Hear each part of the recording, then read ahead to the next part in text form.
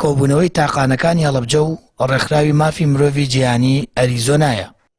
ئامانج لە کۆبوونەوەکە خستنەڕووی کێشە و گرفتەکانی تاقانەکانی هەڵەبجەیە، هاوکات ئاشنابوونی ئازارەکانی ئەو چینەی پاشماوەی کیمیابارانەکەیە بە وڵاتانی دیکە. هاتوین تەبەنی ئەو کەیساکەن کێسی مناڵە تاقانەکانی هەڵەبجە. ئەو کەیسە ئێمە وەکو عرزمکردن لە ڕێگەی پارێزەرەکانمانەوە کە تۆڕێکی پارێزەرانی فراوانمانی لە ئاستی دنیا بە تایبەتی لە ئەمریکا و ئەریزۆنا واشنگتۆن و لە ئەوروپا و لە عێراقیش ئەو کەیسا جوڵێنین و لە دوایە چین و بەرگری لەکەین و بەردەوامە بین.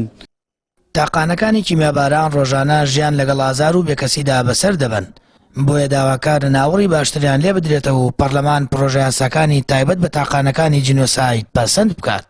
ئەمانەوەی بەردەوام بین لەسەرەوەی کە هەموو دنیا بزانێت کە نەهامەتی تاوانی کیمیابارانی هەڵەبجە چه ئاستەنگێکی و چ تاوانێک بەرامبەر گەلی کورد کراوە لە نێویانە ئەو خەڵکی کە خۆیان تەنیا ماونەتەوە چۆن ژیان بەسەر بن، نەهامەتیەکانیان چۆن بەردەوامە.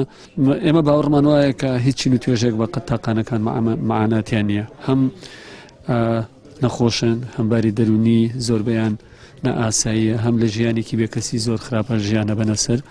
هێندە هەیە کە خی گەورە خەڵکێکی پێبەخشیوین کە ڕێزی تایبەتی لە تاقانەکان نەگرێت، بە تایبەت سنووری هەڵەبجە کە جێگەی دڵخۆشیە هەمیشە لەگەڵ ئێش و ئازارەکانمان. مافوو امتیازاتێکی خۆمان هەیە تا ئێستا بۆمان جێبەجێ نەکراوە، شتودێکی باشی هەیە چون هەندێک بڕگە و یاسا هەیە لە پەرلەمانی کوردستان دەرچوو تا ئێستا جێبەجێ نەکراوە، کێ لەوانە مافی امتیازاتی تاقانەکان ئەگەر وەفات بکەن لە گیان دەست بن کە نەوەکانی داهاتوومان سوود لە ئەو پیدانەکە نبین کە دراوە بە ئەمتیازانە دراون ئێستا ناتوانن بەس ئەگەر ئەو مافاون یاسانە بچنە بوارە جێبەجێکردنەوە ئەو مافات و ئەمتیازانەدانە شمولی تاقانەکانی شکات کە توان جێبەجێ بکرێت.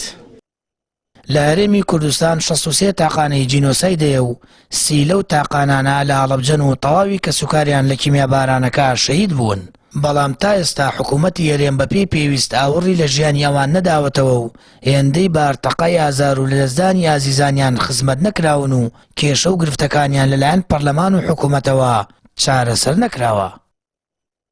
سامان فەتاح، کەناڵی ئاسمانی پەیام، هەڵەبجە.